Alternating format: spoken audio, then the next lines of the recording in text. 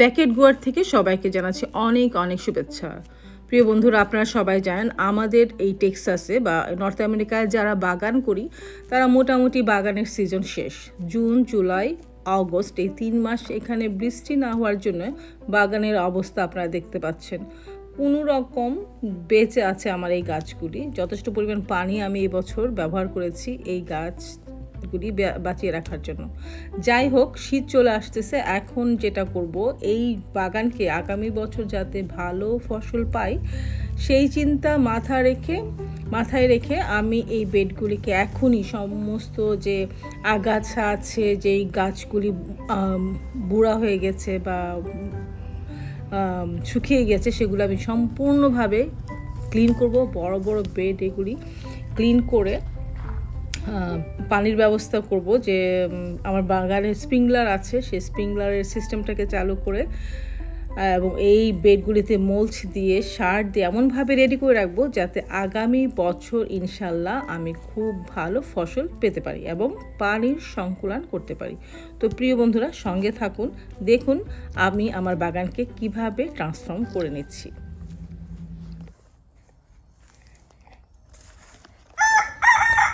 So pretty much এই বড় বড় বেডগুলি ক্লিন করে শেষ। উইড যা ছিল, আগাছা যা ছিল, সবই মোটামুটি ক্লিন করা হয়েছে। এখন যেটা করলাম, যে ড্রাই যে মুরগির বীজটা সেটা ছড়িয়ে দিয়ে এলাম। দেখতে পাচ্ছেন পুরো বেডটাই বলা যায় নেক্সট ইয়ার, এই বছর তো শেষই, নেক্সট ইয়ারের জন্য প্রিপারেশন।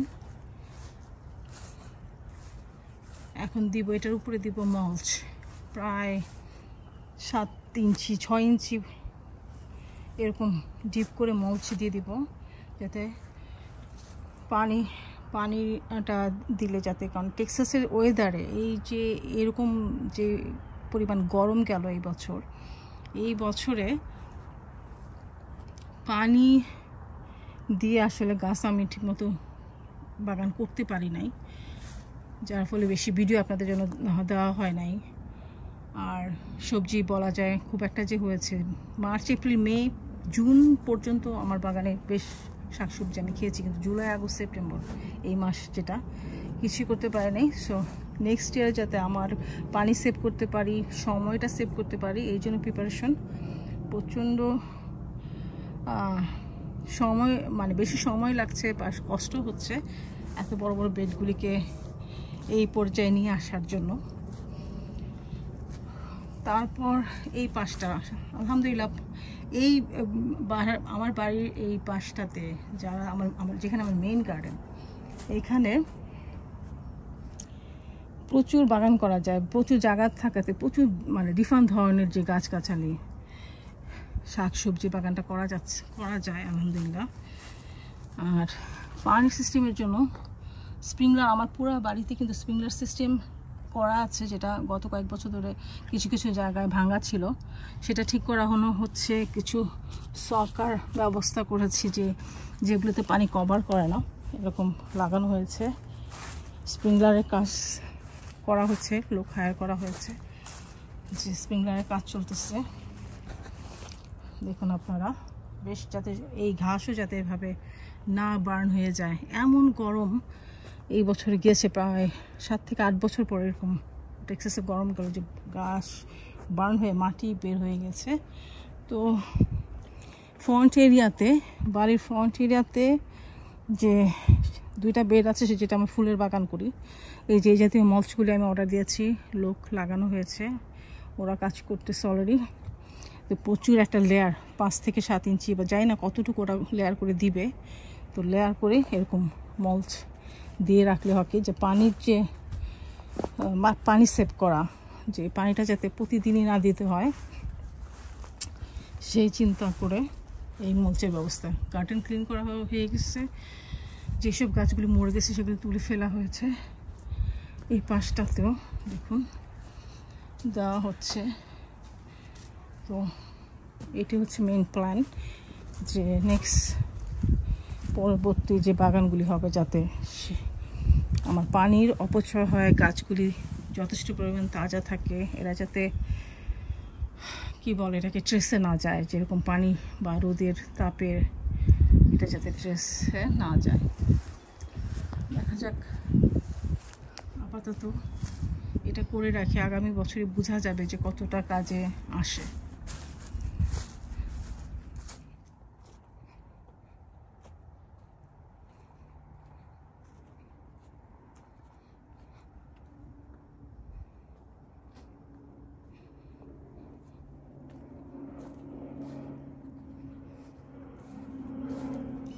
এই পাশটা ভিতরের যে ব্যাকইয়ার্ড, এখানেও আমার শাকসবজির পাশাপাশি ফুলের বাগান আছে। যেসব ফুলগুলি আমি বেশি পছন্দ করি, ট্রপিক্যাল ফ্লাওয়ার, আমাদের দেশে যেই ফুলগুলি নর্মালি দেখতে পেতাম ছোটোবেলায়, সেই ফুলগুলি করার চেষ্টা করি। তো এখানে বেশ বড় আমার 2টি বেড আছে শাকসবজির পাশে। এটা হচ্ছে রজনীগন্ধা, যেটা আপনারা কোনো একটা ভিডিওতে দেখে থাকবেন। এটা আমার রজনীগন্ধার বেড, এটাও ক্লিন করা হয়েছে, মুরগির ড্রাই বীজটা দেওয়া হয়েছে, এখানেও মলছে যাবে। এটা আমার বেলির বেড, যখন ফোটে সাদা হয়ে থাকে এটা বেলির বেড। আলহামদুলিল্লাহ।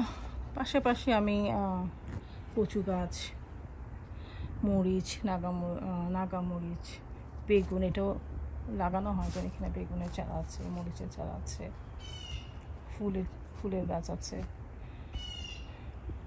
তো এটা হচ্ছে প্রিপারেশন, যে নেক্সট ইয়ারে যাতে আমার হয়তো আমাকে আগাছা ক্লিন করতে হবে। ফার্টিলাইজার, যেটা তো আমি কেমিক্যাল ইউজ করি না, কেমিক্যাল কোনো ফার্টিলাইজার, অর্গানিক কম্পোস্ট আর ড্রাই মুরগির বীজটা ইউজ করি। আপনারা আমার নিয়মিত ভিডিও যারা দেখে থাকুন যারা জানেন।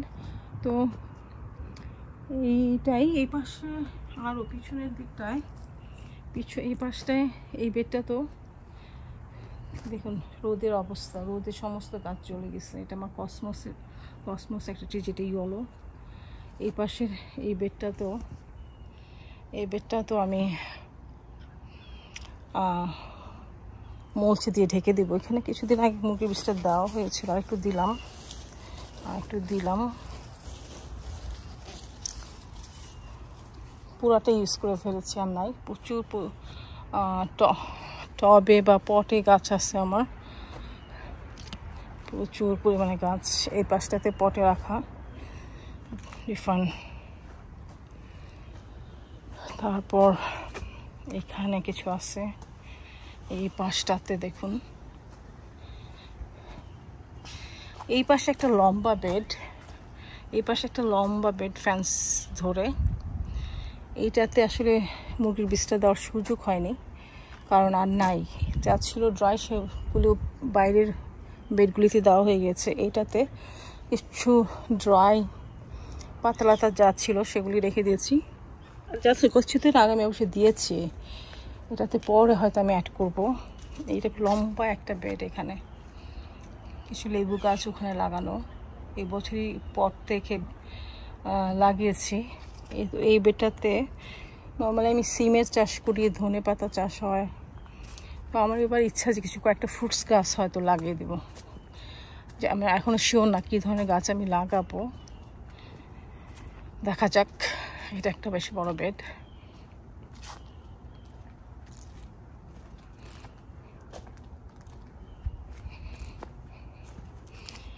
এই পাশটাতে ব্যাকইয়ার্ডের একদম কোনার দিকে, এই পাশটাতে আমি কচুর একটা টাব, যেটা পুরানো বাথরুম রিমডেল করার সময় যে টাবটা বের হয়ে গেছে, সেটা আমি রেখে দিয়েছি কচু করার জন্য।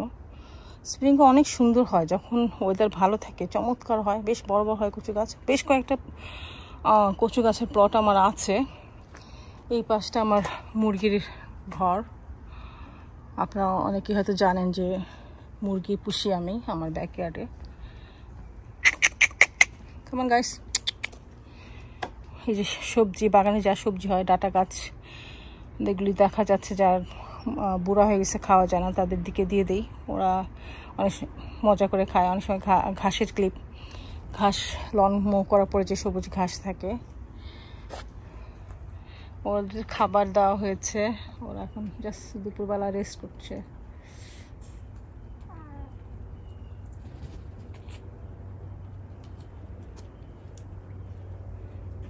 হাঁসও আছে, রিল্যাক্স, সবাই রিল্যাক্স মোডে ঘুমাচ্ছে মনে হচ্ছে, রিল্যাক্স খেটে রিল্যাক্স চুপচাপ।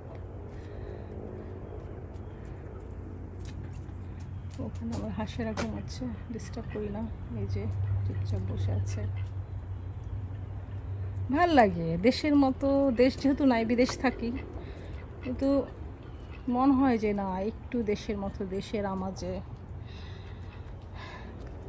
কিভাবে থাকা যায়, গাছগাছালি সাথে একটু হাঁস মুরগি যদি অ্যাড করা যায় বাগানের সাথে, বাগানের জন্য যেমন ভালো, অর্গানিক ডিম খেতে পাচ্ছি। গোলাপ গাছের জার এখানে একদমই ড্রাই অবস্থা, খুবই খারাপ। ক্লিন করার সময় এগুলো সব ক্লিন করবো, এই প্রসেস এই কাজগুলি করতেছি আমরা, আমি আমার হাজব্যান্ড প্লাস আমরা দুজন লোকও হায়ার করেছি। আর এই মুরগির ঘরটাকে পুরাটাই নেট দিয়ে আমি ঘেরাও করে দিয়েছি, যাতে বিভিন্ন প্রেডেটর থেকে এরা সেফে থাকতে পারে, বাগান নষ্ট না করে।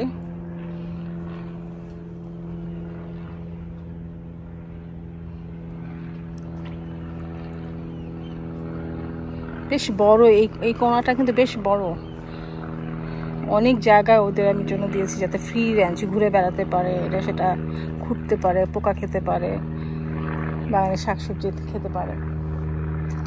যাই হোক, আলহামদুলিল্লাহ আলহামদুলিল্লাহ।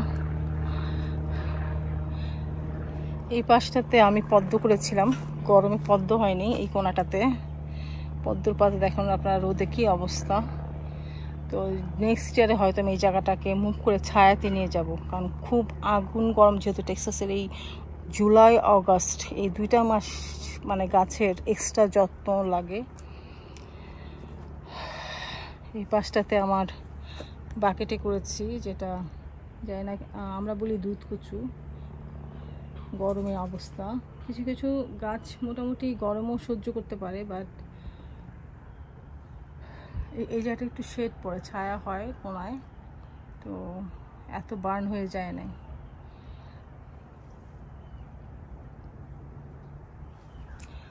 তো প্রিয় বন্ধুরা, বাগানের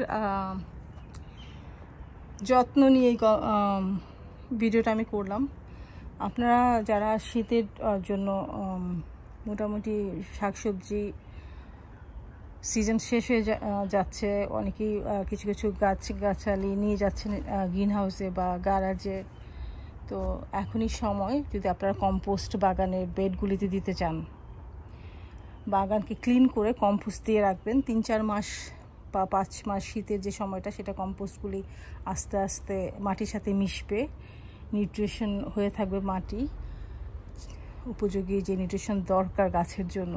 আগামী মার্চ বা এপ্রিলে যখন বাগানের সিজনটা শুরু হবে, তখন কিন্তু দেখা যাবে আপনি যখন যে চারাগুলি লাগাবেন বা বীজ লাগাবেন, তখন বেশ সুন্দর হবে। আর এখনই সেটা হচ্ছে সময়, যারা বাগান ক্লিন করে ফেলতেছেন, গুছাই ফেলতেছেন, তাদের জন্য এখনই সময়।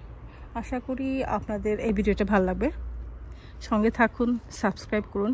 দেখা হচ্ছে আমার পরবর্তী ভিডিওতে ইনশাআল্লাহ। আল্লাহ হাফেজ, আসসালামু আলাইকুম।